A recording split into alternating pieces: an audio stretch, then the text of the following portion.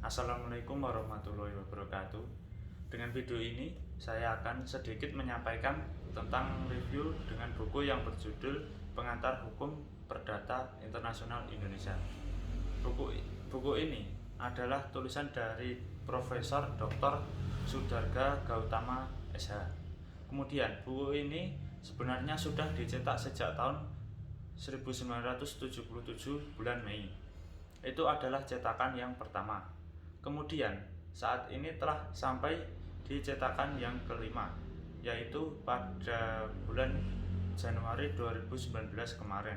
Penerbitnya sendiri adalah dari percetakan Bina Cipta Bandung. Buku ini terdiri dari 326 halaman yang memuat 13 bab yang antara lain berisi tentang pengertian dari hukum antar tata hukum.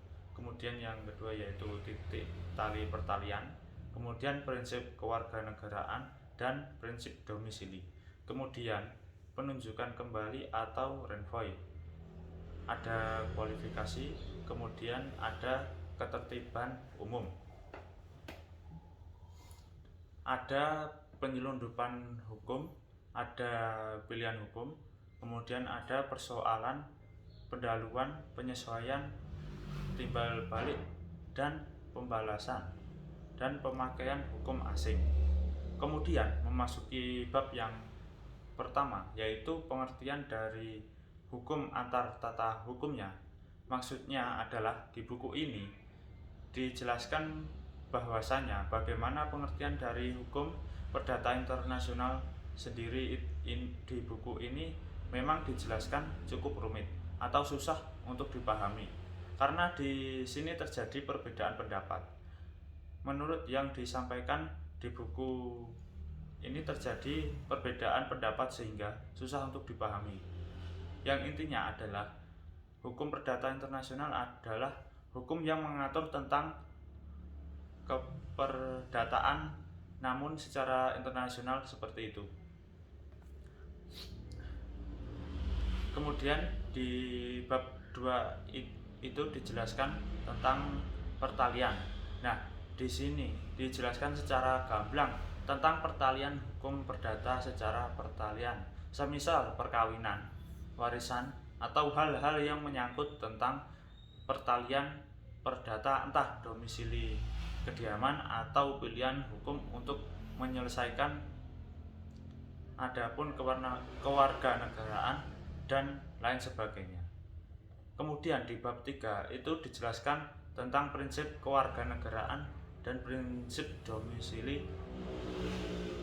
Di bab ini dijelaskan negara-negara mana saja yang menggunakan prinsip nasionalis ataupun negara-negara mana saja yang menggunakan prinsip domisili. Kemudian di sini lebih lengkapnya lagi telah disampaikan beberapa contoh-contoh kasus ataupun penjabaran tentang bagaimana negara-negara menyelesaikan perdata internasional dengan prinsip masing-masing. Bagaimana terjadi sengketa antara negara yang berprinsip nasionalitas bertemu dengan prinsip domisili. Di sini telah dijelaskan dengan asas-asasnya pula. Kemudian ada alasan-alasannya juga. Kemudian yang keempat atau yang bab keempat adalah renvoi atau yang biasa dikatakan dengan penunjukan kembali dari hukum perdata internasional. Titik yang menarik adalah pada renvoi ini, karena masalah renvoi timbul karena adanya aneka warna sistem dari hukum perdata internasional. Seperti yang telah kita lihat, tiap-tiap negara nasional di dunia memiliki sistem hukum perdata internasionalnya sendiri-sendiri. Di sini hal ini berarti bahwa tidak ada keseragaman cara-cara menyelesaikan masalah-masalah dari hukum perdata internasional. Dengan begitu, renvoi di sini dibutuhkan sebagai penunjukan kembali untuk titik temu ataupun titik penyelesaian dari masalah-masalah perdata yang terjadi antar negara secara internasional. Bab yang kelima adalah kualifikasi. Jadi, apa yang dimaksud dengan kualifikasi?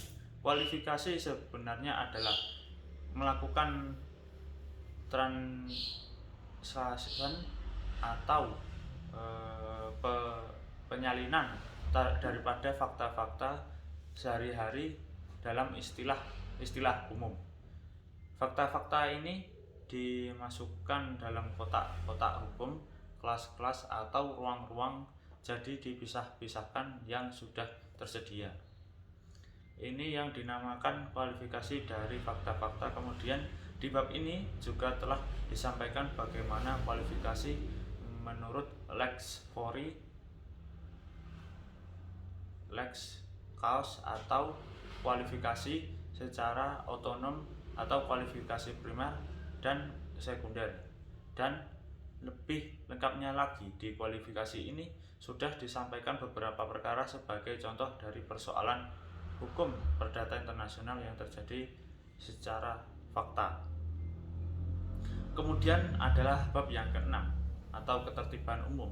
Di bab ini disampaikan bagaimana contoh-contoh dari ketertiban umum secara internasional.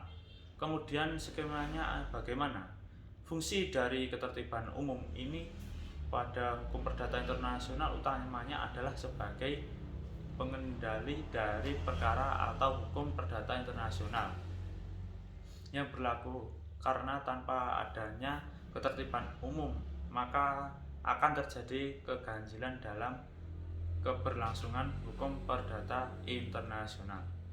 Tidak ada pengontrol ataupun tidak ada rem. Bab yang ketujuh yaitu penyelundupan hukum. Ketertiban umum dan penyelundupan hukum mempunyai hubungan yang sangat erat. Kedua-duanya bertujuan supaya hukum nasional dipakai dengan menyampingkan hukum asing. Hukum asing dinyatakan tidak berlaku jika dipandang sebagai penyelundupan hukum. Kedua-duanya hendak mempertahankan hukum nasional terhadap kaidah-kaidah hukum asing. Perbedaan antara ketertiban umum dan penyelundupan hukum adalah bahwa pada yang pertama kita saksikan bahwa pada umumnya suatu hukum nasional dianggap tetap berlaku, sedangkan dalam penyelundupan hukum kita saksikan hukum nasional tetap berlaku dan dianggap tepat pada suatu peristiwa tertentu saja. Ya, ini karena kini ada seseorang yang untuk mendapatkan berlakunya hukum asing telah melakukan suatu tindakan yang bersifat menghindarkan pemakaian hukum nasional itu. Bab yang ke-8 adalah pilihan hukum. Pilihan hukum merupakan salah satu ajaran tersendiri di bidang teori umum hukum perdata internasional. Pada bab ini telah dijelaskan bagaimana tentang prinsip pilihan hukum, kemudian batas-batas yang masih dipersoalkan. Kemudian apa hubungannya dengan ketertiban umum, hubungan dengan penyelundupan hukum. Kemudian selanjutnya adalah di bab yang ke-9, yaitu tentang hak-hak yang telah diperoleh. Namun dalam kesempatan kali ini saya akan persingkat karena keterbatasan waktu. Selain di bab 9 tadi telah disampaikan tentang ketertiban tentang hak-hak yang telah diperoleh.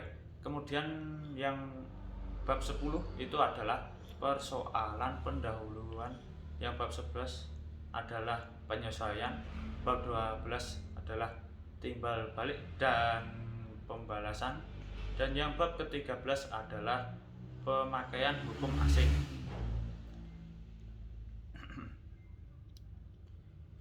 Demikian yang dapat saya sampaikan, kurang lebihnya saya mohon maaf. Semoga bermanfaat. Terima kasih. Wassalamualaikum warahmatullahi wabarakatuh.